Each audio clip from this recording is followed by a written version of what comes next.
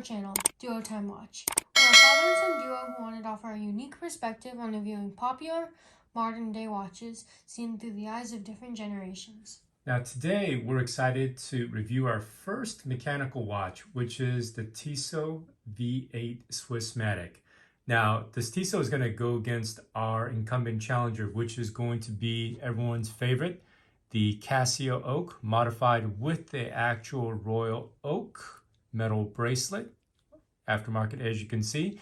Now the reason why we're so excited to do today's review is because arguably, this Tissot V8 may be the most affordable $200 mechanical watch out there in the market. Now, let's go ahead and unbox this Tissot. So, as you know, mechanical watches vary very differently from those counterparts of quartz movement, but we're not here to talk about the technical details of the why.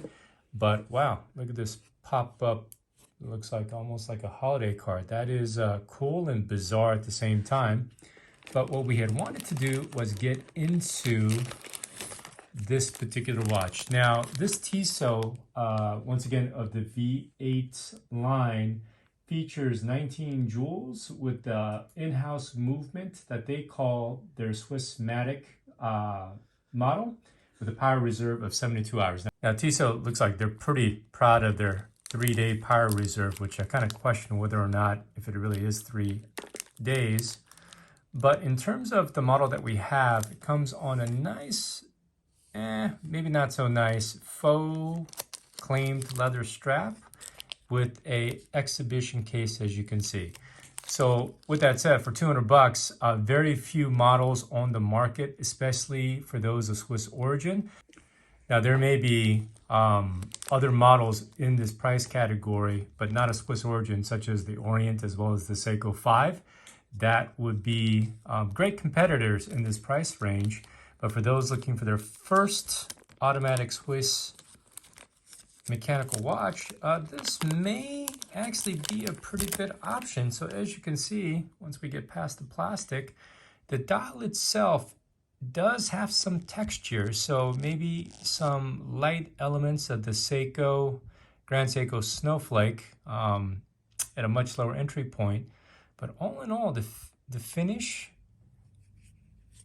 with all things considered, is pretty good.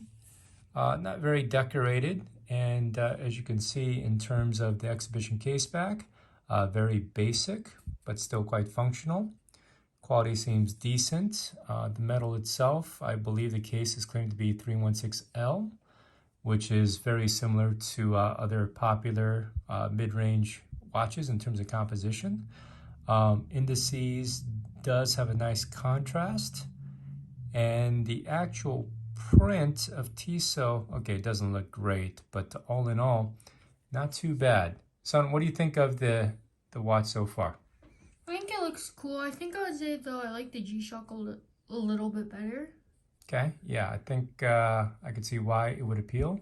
Now, in terms of the actual crown,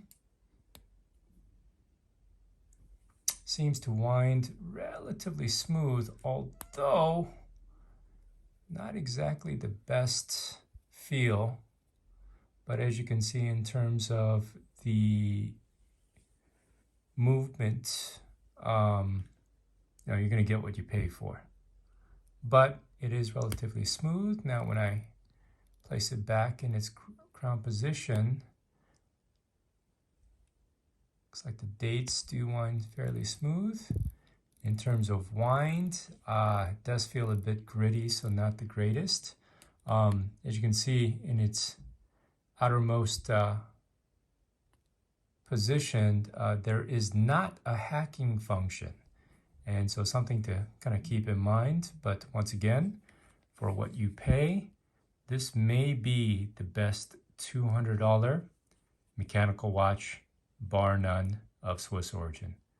So with that said, all of the details and model, as well as the link of this Tissot, can be found in the comments and description below. I will say this, the MSRP on this particular model is about $400, give or take, but realistically, you could find it at your favorite e-tailer for about $200 to $250, depending on time of year and whether or not it may be on sale. But in terms of what you can get for the price point, I really don't think this can be beat. Make sure to like and subscribe if you enjoyed the video, and comment on what types of watches you would want to see us review next. And we'll see you in the next one. Bye!